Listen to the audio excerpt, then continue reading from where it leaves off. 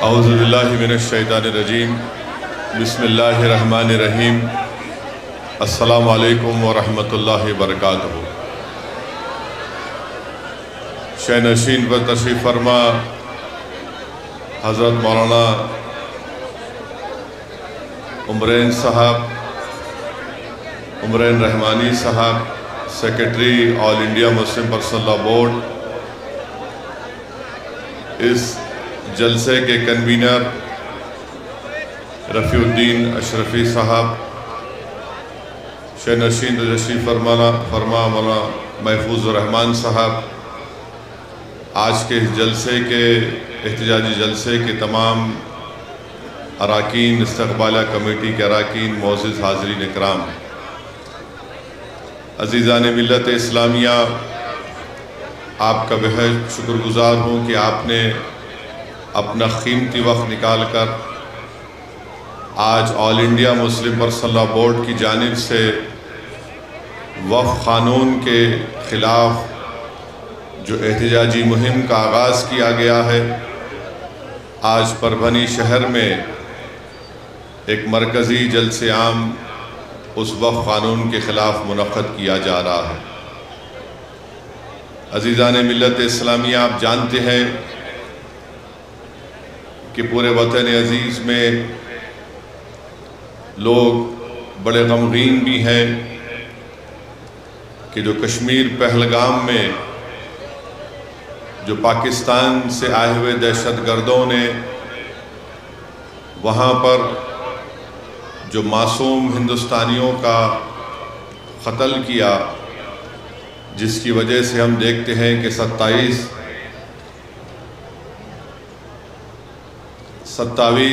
हमारे मुल्क के शहरी उन दहशतगर्दों ने उनको क़त्ल किया। तो मैं हज़रत मौलाना उमरैन रहमानी साहब से इजाज़त लिया हूँ कि मेरी आपसे गुजारिश है कि हम तमाम लोग उस दहशतगर्दाना हमले के ख़िलाफ़ और जो लोग वहाँ पर मारे गए उनसे इज़हार ताज़ियत के लिए अगर हम 1 मिनट के लिए खड़े हो जाएं तो बहुत अच्छा होगा।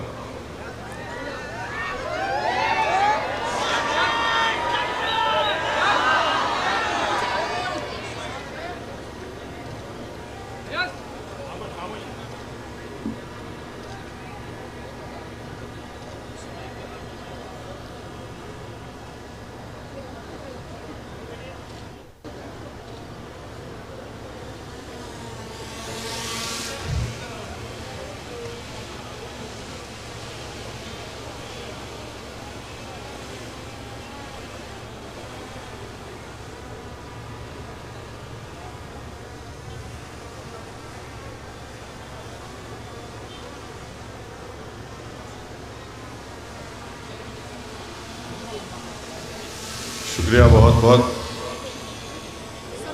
अज़ीज़ान मिल्लत।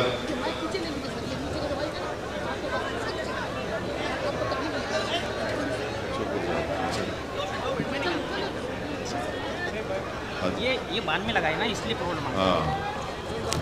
हाँ, उसका वजन ज़्यादा है।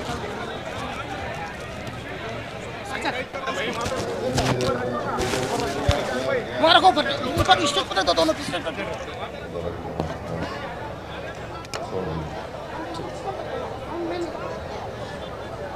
अज़ीज़ान मिल्लत, इस दहशतगर्दाना हमले के ख़िलाफ़ कश्मीर से लेकर मुल्क के कोने कोने में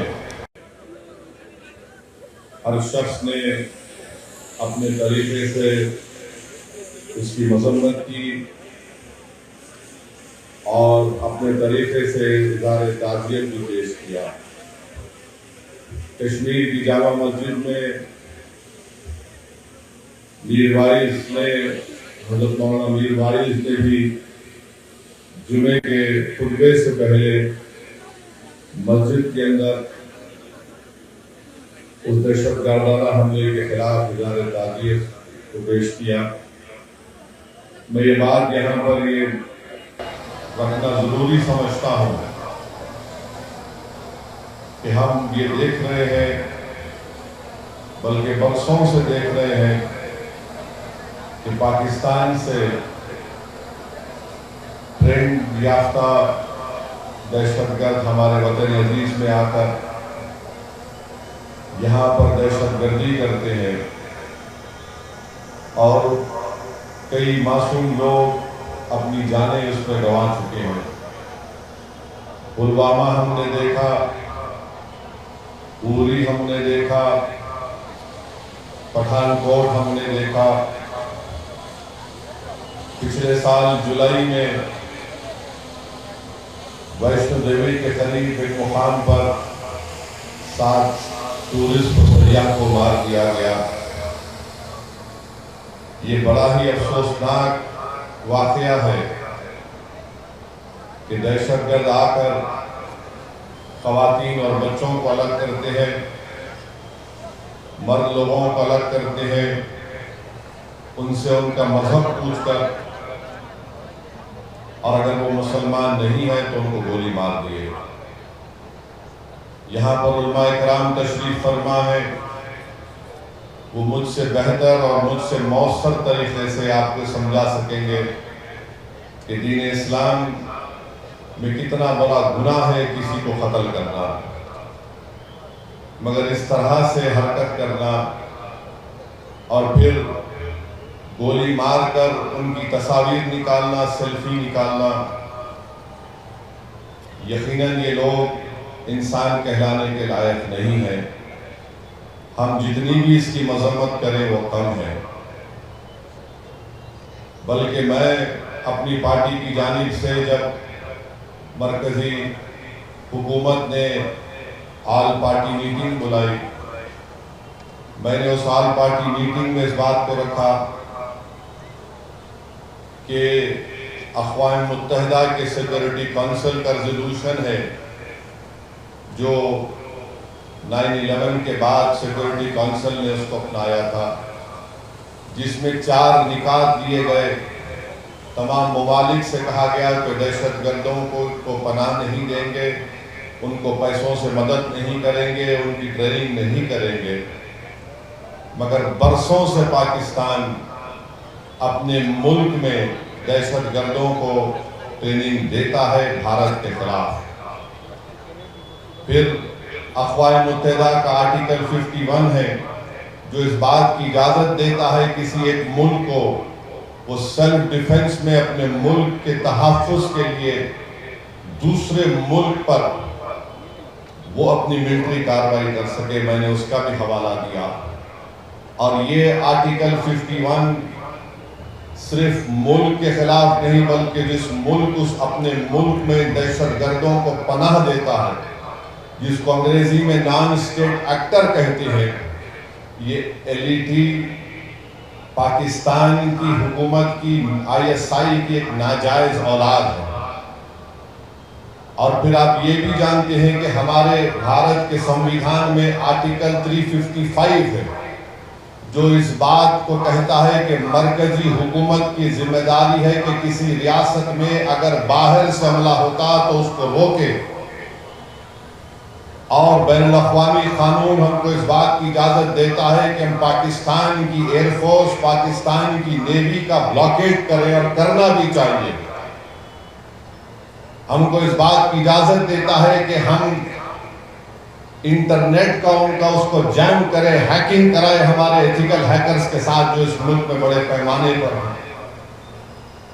मैं मरकजी हुकूमत से इस बात का मुतालबा करता हूँ, भारत के वज़ीर आज़म से, कि वो फाइनेंशियल एक्शन टास्क फोर्स है जिसको FATF कहते हैं, हुकूमत की जिम्मेदारी है कि पाकिस्तान को ग्रे लिस्ट में डाले FATF की, और इसी तरीके से उनको माशी तौर पर पाकिस्तान को हम कमज़ोर करना बहुत ज़रूरी है। और जो लोग आज पाकिस्तान में बैठकर बकवास करते हैं, मैं उनसे कहना चाह रहा हूं कि आप भारत से आपका वक्त आधा घंटे पीछे है। अब जैसा यहाँ 6:15 हो रहे हैं, वहां पर 6:45 हो रहे हैं। मौरो आधा घंटा पीछे नहीं है, वो आधी सदी भारत से पीछे है। और ये बार बार ये गलत बात वहां के लोग करते हैं। अरे हमारे मुल्क का बजट जो है, तुम्हारे मुल्क का बजट हमारे मिलिट्री के बजट के बराबर नहीं है। तुम बराबरी करना तो दूर की बात, तुम अगर इसी तरह करते रहोगे, ये बार बार पाकिस्तान ये कहता है कि हम न्यूक्लियर बॉम्ब हमारे पास है, एटॉमिक बॉम्ब है। याद रखिए, अगर आप किसी मुल्क के अंदर जाकर मासूम लोगों को मारेंगे तो कोई भी मुल्क खामोश नहीं बैठने वाला है, चाहे हुकूमत किसी की भी हो। मगर इस तरह से आकर हमारी भारत की सरजमीन पर हमला करना और मजहब पूछकर किसी को गोली मारना, तुम कौन से दीन की बात कर रहे हो? तुम तो खवारिज से बदतर हो, तुम तो आईसिस के जानशीन हो जो हरकत किए हैं। तो मेरे अजीज दोस्तों और बुजुर्गों, हम हमारे मुल्क के वजीर आजम से भी कहेंगे कि जब कश्मीर हमारा अटूट हिस्सा है और रहेगा इंशाअल्लाह, तो कश्मीरी भी हमारा अटूट हिस्सा है। हम कभी भी कश्मीरियों के खिलाफ ये जो टीवी चैनल पर ये बड़े बड़े एंकर बैठकर गुफ्तगू कर रहे हैं, बेशरम है ये पूरे एंकर। अगर कश्मीर हमारा अटूट हिस्सा है और रहेगा, तो कश्मीरी भी हमारा अटूट हिस्सा है। कैसे हम उन पर शक कर सकते हैं? वो कौन था जो दहशतगर्दों से उनका हथियार लेते हुए जिसकी जान चली गई? वो कौन था जो अपने कंधे पर जख्मी लोगों को बिठाकर 40 मिनट चलकर नीचे लेकर आया? वो कौन था? कश्मीरी था जो एक मासूम बच्चे को उठाकर उसकी जान बचा रहा था। तो ये जो हमारे वतन अजीज में कश्मीरियों के खिलाफ एक नफरत पैदा करने की कोशिश की जा रही है, गलत है।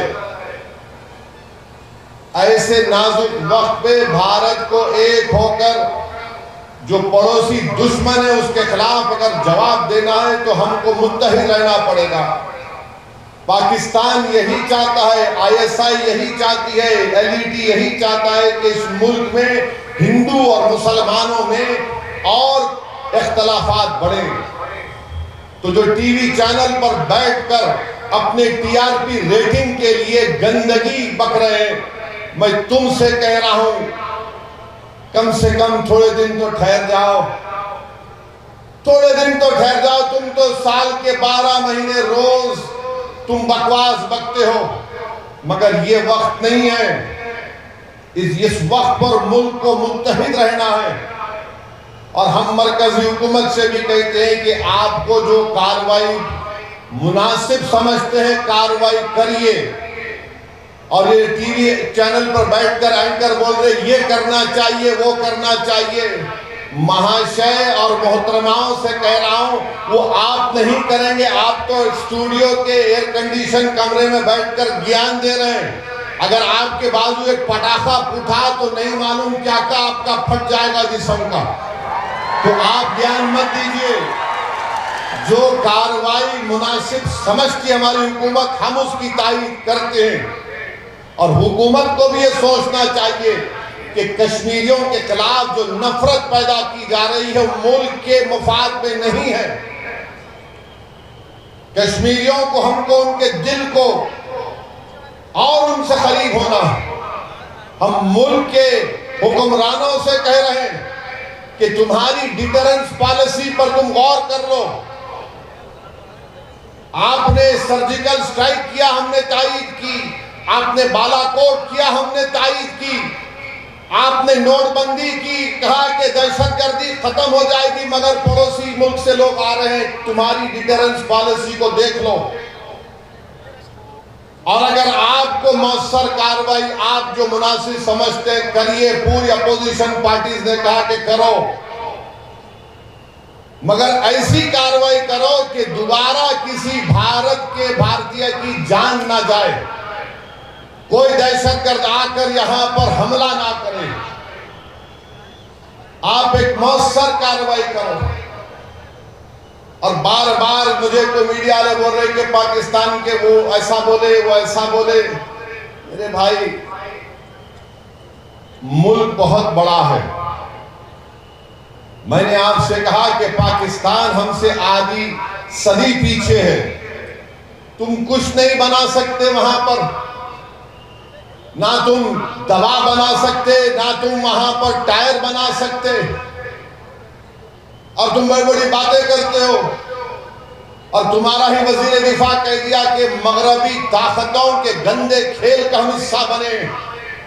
तुम उनके गंदे खेल का हिस्सा बने हो, मगर अगर तुम भारत से गंदा खेलोगे तो उसी गंदगी में तुम जिंदगी भर रहोगे। याद रखो हमारी इस बात को, भारत में जो मुसलमान हैं, हिंदू हैं, ईसाई हैं, दलित हैं, आदिवासी हैं, हम अपने सियासी इख्तलाफात है और रहेंगे, मगर ये मुल्क ना बीजेपी का है ना सदुद्दीन अवैसी का, ये मुल्क 133 करोड़ जनता का है।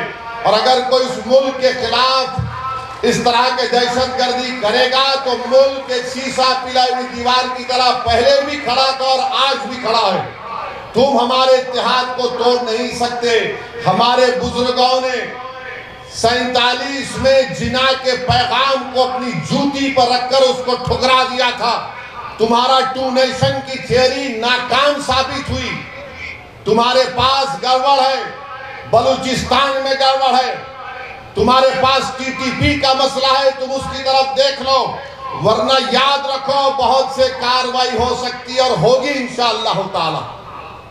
तो मेरे अजीज दोस्तों और बुजुर्गों, ये बात को बयान करना बहुत जरूरी था। अब मुल्क के अंदर के हालात पे बयान कर रहा हूं। अंदर के हालात ये हैं कि हम अपने वजीर आजम से कहना चाह रहे हैं कि आप तारीख में अपना कैसे नाम लिखाना चाहते हैं, एक सियासतदान के तौर पर या स्टेट्समैन के तौर पर। अगर मोदी स्टेट्समैन के तौर पर इस दुनिया में, इस मुल्क की सियासत में नाम अपना लिखवाना चाहते हैं तो नरेंद्र मोदी को, अगर मौर्य को उनको सिर्फ सियासतदान के तौर पर ना लिख दे बल्कि स्टेट्समैन के तौर पर लिखे, तो हम नरेंद्र मोदी से कहना चाह रहे हैं कि आपको वक्फ का कानून वापस लेना पड़ेगा। अगर आप नहीं लेंगे तो आप स्टेट्समैन नहीं, सिर्फ एक पॉलिटिशियन कहलाएंगे आप। इसलिए कि ये ऐसा कानून है, नारा लगाएंगे और आखिर में लगाएंगे। पाकिस्तान को भी पहुंचना हमारी आवाज और दिल्ली नरेंद्र मोदी के भी कान तक पहुंचना लगाएंगे इंशाअल्लाह। ये ऐसा कानून है जो मुसलमानों की मजहबी शनाख्त पर, हमारे ईमान पर हमला करता है। जो ऐसा कानून बनाया गया जो हमसे अपनी मसाजिद को, दरगाहों को, खानकाहों को, कब्रस्तानों को, ईदगाह की जमीन को छीनने के लिए इस तरह का कानून बनाया गया। हम इस तरह के कानून को मुस्तरद कर चुके हैं। मैंने आप तमाम की तरफ से भारत की पार्लियामेंट में बीजेपी के 300 एमपियों के सामने कहा कि यह काला कानून है, मैं इस काले कानून को फाड़ता हूं, हम इसको मुस्तरद करते हैं।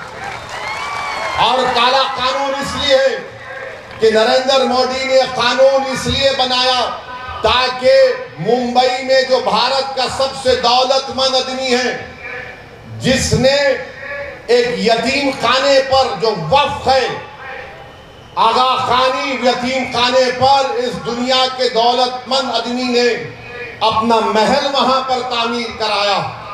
उनका मुकदमा सुप्रीम कोर्ट में चल रहा है।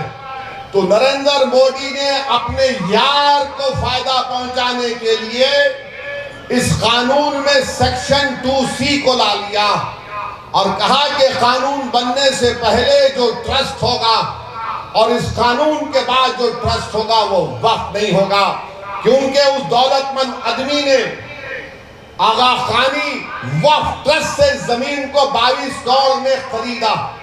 तो यह कानून मोदी अगर किसी को फायदा पहुंचा रहे हैं तो अपने दोस्तों को फायदा पहुंचा रहे हैं। मैं महाराष्ट्र के मुख्यमंत्री जो ज्यादा ही मोहब्बत करते हैं असदुद्दीन ओवैसी से, मैं उनसे पूछना चाह रहा हूं, क्या तुम उस दौलतमंद आदमी की बिल्डिंग को हासिल करोगे जो हमारी सफों में मीर जाफर, मीर सादिक और अबू जहल और अबू लहब के जानशीन हैं? मैं तुमसे पूछ रहा हूं, क्या तुम जाकर उस बिल्डिंग को हासिल करोगे जो यतीम खाने पर बनाई गई है? मगर कानून ऐसा बना दिया गया कि जैसे ही सुप्रीम कोर्ट ने अपना फैसला सुनाया, वो शख्स सेक्शन 2C के तहत उस यतीम खाने का मुकम्मल मालिक बन गया और हम उस जायदाद को खो दिए। ये कानून बनाया गया। ये बार बार बीजेपी के लोग बोलते हैं नहीं नहीं कब्जे हो गए। बीजेपी का एक पैम्फलेट बुकलेट निकाला गया, पढ़िए आप, जिसमें बीजेपी कह रही है कि 70% वक्फ की जायदादों पर कब्जा हो गया। चलिए, जब कब्जा हो गया तो आप लिमिटेशन का कानून क्यों इस्तेमाल कर रहे हैं? जो 12 साल से अल्लाह जिस चीज का मालिक है वहां पर काबिज है, तो मोदी कह रहे हैं कि तू आज से मालिक बन गया। तो 70% जायदादों का मालिक आप लैंड ग्रैबरों को, काबिजीन को बना रहे हैं। तो वक्त के मुफाद में क्या हो रहा है बताइए आप। आपने क्यों कह दिया कि वही वक्फ कर सकता है जो 5 साल के लिए मुसलमान रहेगा? किसकी मां जनी जो मुझसे आके पूछेगा तो मुसलमान है या नहीं है? मैं all India Muslim personal board के इस मुबारक प्लेटफॉर्म से कह रहा हूं, अगर गुनाहगार मुसलमान भी होगा तो फख्र से कहेगा कि हाँ मैं गुनाहगार हूं, मगर मैं अल्लाह उसके रसूल को मानने वाला हूं। तुम कौन होते हैं मुझसे आकर पूछने वाले? 5 साल दिखाना पड़ेगा। क्या तुम दिखाओगे तुम 5 साल अपने मजहब पर चल रहे नहीं चल रहे?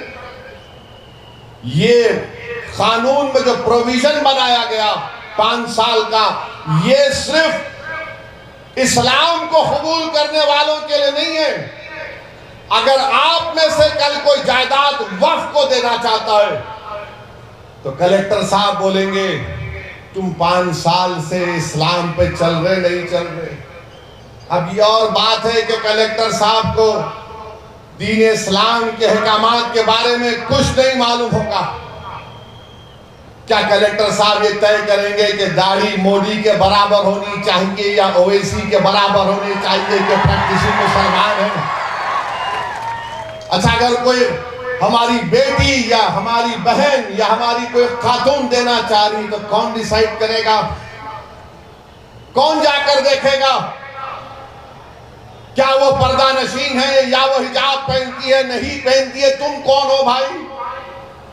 अच्छा, अगर किसी को पकड़कर पीट दिए, ये राक्षस हैं जो पकड़कर पीटते हैं और उससे कहेंगे कि तू JSR का नारा लगा दे, अगर वो लगा दिया तो वो प्रैक्टिसिंग है या नहीं? ये कानून क्यों बनाया गया? इसलिए कि हुकूमत तय करेगी कि आप इस्लाम पर है या नहीं। हुकूमत का क्या काम? ये तो आइन के इक्वालिटी के सेक्शन के खिलाफ है, आर्टिकल 14 के खिलाफ है, आर्टिकल 15 के खिलाफ है, आर्टिकल 25 के खिलाफ है, आर्टिकल 26 के खिलाफ है। एक मुसलमान किसी दूसरे धर्म को अपनी जायदाद दे सकता है, मगर दूसरा धर्म का आदमी मुसलमान को नहीं दे सकता। और मुसलमान अगर 5 साल तक किसी को दे सकता है, मगर 5 साल के बाद अगर मोदी जी बोलेंगे हाँ तुमने मेरी चाय पी, मैं तुमको मुसलमान बोलता हूं, तो जब दे सकते आप बताइए कैसा कानून है ये? सेक्शन 3D बना दिए। जितने आसार खदीमा के तहत मसाजिद हैं, दरगाहें हैं, खानखाएं हैं, इमाम बाड़े हैं, कानून ये कह रहा है कि वक्फ नहीं है वो, तो क्या आप छीन नहीं रहे? आप तो छीन रहे। ASI कब आया? ASI 110 साल पहले आया होगा। मस्जिद कब थी? दरगाह कब थी? खानकाह कब थी? इमाम बाड़े कब थे? 300 साल 200 साल से। सेक्शन आप लगा दिए कि उसको कागज दिखाना पड़ेगा, मिल्कियत का कागज दिखाना पड़ेगा। अगर कागज नहीं है तो आपको बोलना पड़ेगा कौन उसको बनाया था। 300 साल पहले, 200 साल पहले कौन बनाया कैसे मालूम? मोदी जी, अगर हमको इल्मे जफर आ जाता तो हम पूछ के बोलते रूहों से आप बनाई थे क्या, बोलो हमारे को। अब नहीं मालूम उमरैन साहब को आता होगा इल्मे जफर, मैं तो गुनाहगार आदमी हूं। कौन बोलेगा बताइए। आप हर चीज को छीनना चाहते हैं। आपने कानून बना दिया कि अगर गवर्नमेंट की प्रॉपर्टी में और वक्फ की प्रॉपर्टी में झगड़ा होगा तो डेजिग्नेटेड ऑफिसर तय करेगा। गवर्नमेंट का अपॉइंटी तो गवर्नमेंट के हक में करेगा ना। तुम बोलते कोर्ट को तय करो, नहीं, तुमने कहा हमारा ऑफिसर। अब कौन सा ऐसा ऑफिसर होगा जिसकी सर्विस के 15-20 साल 5 साल रहेंगे, हुकूमत के खिलाफ के ऑर्डर देगा? नहीं देगा। और ये भारत के आईन के खिलाफ है कि कोई अपने ही मुकदमे में जज नहीं हो सकता, जिसको अंग्रेजी में कहते हैं प्रिंसिपल्स ऑफ नेचुरल जस्टिस। और हमारे आईन का जो बेसिक स्ट्रक्चर है उसका हिस्सा है ये। मगर आपने हमसे जायदाद छीनने के लिए ऑफिसर को बना दिया। आपने क्या क्या, एक मैं तो ये जो टीवी चैनल पर जाकर ये जो छिछोरे बैठते हैं, ये जो जोकर बैठते हैं, एक ट्रैवल एजेंट है उन्हें इमाम एसोसिएशन का जिम्मेदार, एक फुला है उन्हें बैठता। कभी कोई इनसे पूछता नहीं कि इसमें 44 अमेंडमेंट का एक सेक्शन बताओ जिससे वक्फ को फायदा होगा। कुछ नहीं मालूम, पूरे के पूरे थम्स अप है। एक हमारा प्रधान है जिसकी डिग्री नहीं है मगर इनके पास तो कागज भी नहीं है, कुछ नहीं है इनके पास, वो भी नहीं है, वो भी नहीं है। जिसको पढ़ना लिखना नहीं आता वो पढ़े लिखों से ज्यादा ज़हीन होता, उन्हें बोलता मेरी जमीन कागज पढ़ो। और ये बैठकर ये जो आज बीजेपी की तारीफ कर रहे हैं, याद रखो ये वक्फ की जायदाद का मालिक अल्लाह है, अल्लाह रहेगा। ये तुम्हारी अम्मा के महर में नहीं आया है, सो याद रखो। कभी कभी ऐसा लगता है कि माफ करना मौलाना कह रहा, इनके लुत्फे में फर्क दिखता मुझे। कहां क्या क्या बके जाते हैं। अरे छीन रहे हैं हमारी जायदाद को, मस्जिदों को छीन रहे हैं। अगर वो सेक्शन 3C सेक्शन 3D रहेगा तो फिर ज्ञानवापी की मस्जिद वक्फ नहीं रहेगी। हम मुकदमा लड़ रहे हैं ज्ञानवापी का, मथुरा का मुकदमा लड़ रहे हैं, वो नहीं रहेगा, 3D वक्फ ही नहीं रहेगा। इस तरह का कानून बनाए है मोदी और बीजेपी ने। और सब लोग बोल रहे हैं ऐसा हो जाएगा, पूरा हो जाएगा, ये हो जाएगा, वो काम हो जाएगा।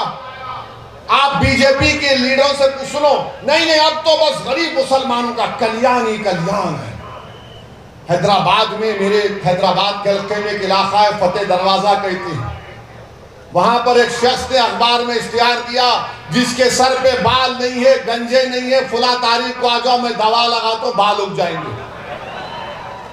100 लोग चले गए वहां पे, अरे होगा भाई, सबको लगाया उन्हें। उसके बाद उनके सर पर लाल लाल निशान पड़ गए, उसके पीछे पड़ गए। तो क्या बोला? तो मोदी भी यही बोल रहे, मैं ऐसा लगा तो देखो कुछ होने वाला नहीं है। जायदाद छीनना चाह रहे, आपकी हमारी मस्जिद को छीनना चाह रहे, ये हमारी बका का मसला है, याद रखो। अगर आज हम इस काले कानून के खिलाफ आईन के दायरे में रहकर पुरअमन तरीके से एहतजाज नहीं करेंगे तो फिर हम बहुत सी जायदादों को खो देंगे। आप दिल्ली में 120 प्रॉपर्टीज को हम जो वक्फ की है, सच्चर कमेटी ने कहा 2008 में उसकी लागत 7,000 करोड़ है, 2025 है। मोदी कहते नहीं है वो वक्फ की नहीं है, गवर्नमेंट की है। आप बताइए गवर्नमेंट का कब्रिस्तान हो सकता है क्या? क्या गवर्नमेंट की मस्जिद हो सकती है क्या? पार्लियामेंट के सामने की मस्जिद को मोदी कहते हैं वो मस्जिद मेरी है, हुकूमत की है। उस मस्जिद का इमाम कौन है जिसको दिल्ली वक्फ बोर्ड ने तकर्रुर किया, जो रामपुर का MP है। अगर यह कानून रहेगा तो कल पार्लियामेंट के सामने की मस्जिद पर नोटिस लग जाएगी, ये गवर्नमेंट प्रॉपर्टी है। मेरे अजीज दोस्तों और बुजुर्गों, मैं पूरी जिम्मेदारी के साथ आपसे कह रहा हूं, जज्बात में लाने के लिए नहीं कह रहा हूं, बल्कि आपको पैगाम देने के लिए, आप में शऊर को बेदार करने के लिए। वक्फ बोर्ड अब सिर्फ एक पोस्ट ऑफिस बन के रह गया है। जब तक कलेक्टर डिसाइड नहीं करेगा, वक्फ बोर्ड कुछ भी नहीं करेगा। मुस्लिम धर्म का वक्फ बोर्ड है, इसमें सिर्फ मुसलमान मेंबर हो सकता है। आप गैर मुस्लिम को क्यों लाना चाहते हैं? महाराष्ट्र में पंढरपुर की मंदिर है, पंढरपुर की मंदिर के ट्रस्ट में कोई भी ट्रस्टी कौन हो सकता है? बोल हमको सिर्फ हिंदू हो सकता है, हमको इतराज नहीं है, वही होना चाहिए। मगर आप पंढरपुर की मंदिर में सिर्फ हिंदू हो सकता है, तो मुसलमान के वक्फ बोर्ड में गैर मुस्लिम कैसे हो सकता है? कैसे हो सकता है, हमको बताओ आप। तो बोलते मोदी नहीं नहीं, एडमिनिस्ट्रेशन में। अरे पंढरपुर का ट्रस्टी तो एक बीजेपी के राज्यसभा के एमपी है ना, वो भी तो एडमिनिस्ट्रेशन ही कर रहे। वहां पर अच्छा तो यहां पर खराब, कैसे बताओ? बिहार का हमारे हिंदू धर्म का बोर्ड सिर्फ कहता है कि हिंदू मेंबर होगा, ना सिख होगा, ना जैन होगा, ना बौद्ध होगा। उत्तर प्रदेश में आप देख लीजिए, काशी विश्वनाथ बोर्ड सिर्फ हिंदू होगा, गवर्नमेंट का कमिश्नर हिंदू होगा। अगर हिंदू धर्म छोड़ेगा तो मेंबर नहीं रहेगा। तिरुपति आंध्र प्रदेश में सिर्फ हिंदू धर्म के लोग मेंबर रहेंगे। कितनी मिसालें दूं आपको। हमारे सिखों का सिख गुरुद्वारा प्रबंधक कमेटी है, सिर्फ वही सिख हो सकता है जो मेंबर होगा। मगर आप हमारे मामले में क्यों मुदाखलत कर रहे हैं? क्यों कर रहे हैं बताता हूं आपको। 2 गैर मुस्लिम, तो एक गैर मुस्लिम चेयरमैन भी बन सकता है। 2 मिनिमम है, 8 भी हो सकते, 7 भी हो सकते। क्यों हो सकते? क्योंकि जब परभनी में अगर कोई जायदाद का झगड़ा होगा गवर्नमेंट और वक्फ बोर्ड में, मिसाल के तौर पर, तो गवर्नमेंट अपने ऑफिसर को तकर्रुर करके अपने हक में फैसला करवा देगी। कलेक्टर को ऑर्डर होगा म्यूटेशन करो, और वक्फ बोर्ड में तो पूरे मोदी जी के चाय पीकर बैठने वाले हैं, वो सब खामोश बैठ जाएंगे, उसके खिलाफ कोई आवाज नहीं उठाएगा। हाँ, ये वक्फ की प्रॉपर्टी नहीं थी। याद रखिए, ये मंसूबा है। और जैसा कि सदर all India Muslim personal board ने कहा कि वक्फ हमारे लिए, मुसलमानों के लिए एक इबादत है, हम अपनी इबादत से महरूम हो जाएंगे। कहां जाकर रुकेगा ये मुल्क? आप 2 गैर मुस्लिम को रिजर्वेशन दे रहे हैं। हमको रिजर्वेशन बोल के नाम आया तो नहीं दे सकते, मगर आप दे रहे हैं 2 को। सेंट्रल वक्फ काउंसिल में 11 गैर मुस्लिम को आप बना सकते हैं। क्यों बनाना चाहते हैं आप? ताकि हमारी मजहबी शनाख्त को खत्म करके रख दिया जाए। तो मेरे अजीज दोस्तों और बुजुर्गों, हम तमाम को मुत्तहिद रहना पड़ेगा। मैं परभनी में महाराष्ट्र की सरजमीन से कह रहा हूं, 2 भाई अलग अलग पार्टी में थे। 2 भाई अलग अलग पार्टी में थे। अब दोनों क्या बोल रहे हैं? हम मिलके काम करने का सोच रहे हैं, मिलके काम करने का सोच रहे हैं। तुम्हारा मेरा रिश्ता खून का नहीं है, तुम्हारा मेरा रिश्ता उस रब्बे करीम ने जो जोड़ दिया है कलमे की बुनियाद पर। अगर आप और हम मुत्तहिद नहीं होंगे इस कानून के खिलाफ, तो मेरे भाई फिर हम किस एतबार से इज्जत की जिंदगी गुजार सकेंगे? जब 2 भाई दूसरी पार्टियों में हैं, खून भी एक है, वो कह रहे हैं कि मोदी से मुकाबला करना है, महाराष्ट्र को बचाना है, तो हम एक हो सकते। मैं तुमसे कह रहा हूं, अल्लाह जिस चीज का मालिक है तुमको मुझसे ना इत्तेफाकी है, तुम मुझे पसंद नहीं करते, कोई बात नहीं। ये काज बड़ा है, ये लड़ाई बड़ी है, वक्फ का मामला है जिसका मालिक अल्लाह है और मस्जिद अल्लाह का घर है। तो मेरे अजीज दोस्तों और बुजुर्गों, मुत्तहिद रहिए, अपने इत्तेहाद को मजबूत करिए, अपने मसलक पर चलिए जरूर। चाहे आप देवबंदी हो, बरेलवी हो, अहले हदीस हो, शिया हो, बोरी हो, मगर याद रखिए जिस चीज का मालिक अल्लाह है, ये हमारे मसलक का मसला नहीं है, ये मिल्लत का मसला है। ये मसलक का मसला नहीं है, ये अल्लाह की जायदाद को बचाने का मसला है। तो आपको और हमको अपने छोटे छोटे इख्तलाफात को बालाए ताक रखकर हमको उठना है और हम उठ चुके हैं। हम भारत के वजीर आजम से भी कह रहे हैं कि आप इस कानून को वापस लेना पड़ेगा। हम जिद्दोजहद करते रहेंगे।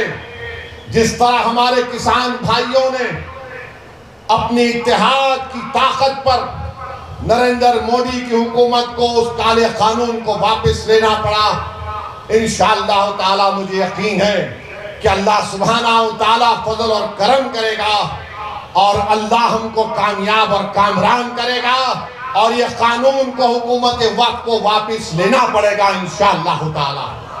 और मैं कह रहा हूं अजीत दादा पवार से, ड्रामेबाजी बंद करो अजीत पवार। तुम्हारे पोस्टर देखा परभनी में मैं आते आते, मुंह ही नहीं खोल रहे। अरे चचा के खिलाफ इतना बोले, अब तो बोलो। नीतीश कुमार, याद रखो नीतीश कुमार भारत का मुसलमान और भारत के हमारे वो हिंदू भाई जो बड़ी तादाद में सेकुलर हैं, भारत के हमारे दलित भाई, आदिवासी भाई नीतीश कुमार को कभी माफ नहीं करेंगे। तुम समझे नहीं, तुम बदले नहीं। तुम हमेशा पीठ पर खंजर मारते थे, खंजर मार रहे हो। जयंत चौधरी से कह रहा हूं, अरे मुसलमानों की खातिर नहीं तो अपनी दादा की विरासत को तो बचा लो। चौधरी चरण सिंह की विरासत को बचा लो तुम। क्या तुम्हारे दादा जिंदा रहते तो क्या यह कानून की तायीद करते? और वो चंद्राबाबू नायडू, याद रखो चंद्राबाबू नायडू, तुमने इस कानून की तायीद करके अपने बेटे के सियासी कैरियर को नेज़े पे लगा दिया।